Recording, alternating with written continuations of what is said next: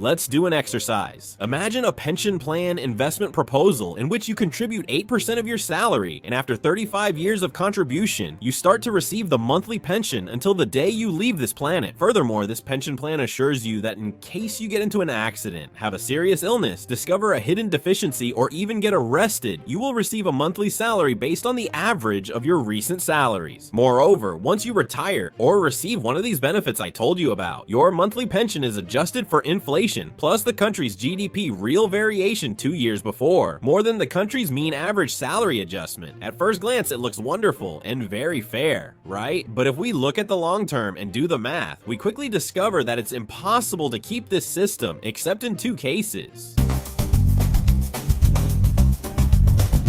If you are asking if this plan exists, the answer is yes. I'm talking about the Brazilian National Institute of Social Security, INSS in Portuguese acronym, the Brazilian Security System Autarky, responsible for collecting contributions from all formal workers and employers, and paying pensions to retirees and beneficiaries. Looking for an economic view for a social security system to keep working through the decades, it's necessary to increase this base. In other words, on the number of active contributions, while the number of beneficiaries remains unchanged or with small variations if compared with the base. But let's analyze the Brazilian population pyramid in 1990. We can perceive a large number of people aged between 20 and 54, with about 64 million people and 55 years old and above, the minimum age of retirement at this time, reaching about 14 million people. Furthermore, the ages below 20 are even with a good number of people, meaning that the workforce, aka the contributors, would be supplied for the next 10 years. However, when we consider the fertility rate per woman in the country, that dropped from 6.21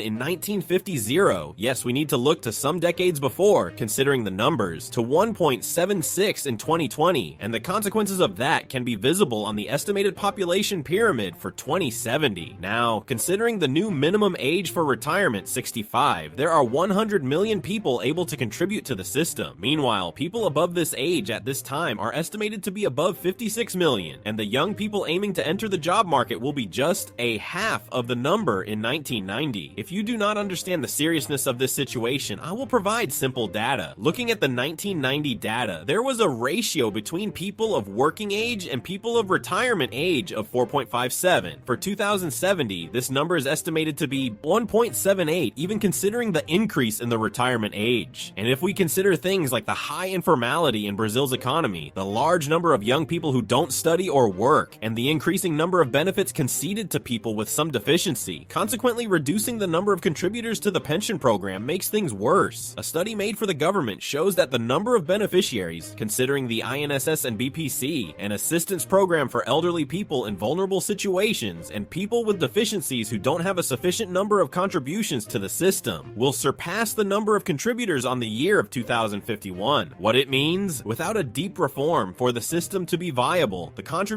rate should be the entire salary, and it's impossible. So the first case, a continuous increase in the population, isn't shown here.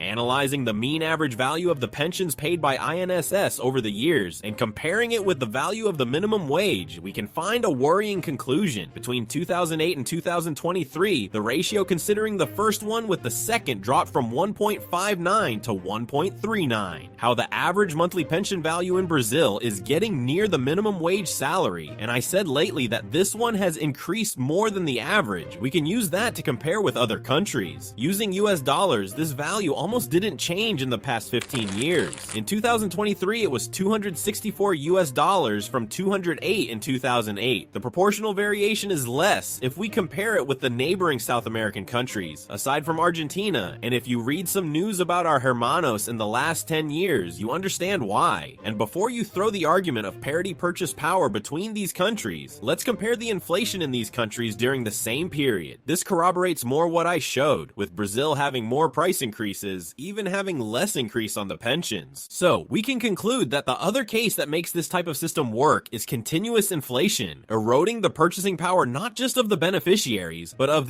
all the population, mainly the low-income classes, showing that kind of policy can be more prejudicial than beneficial to the country.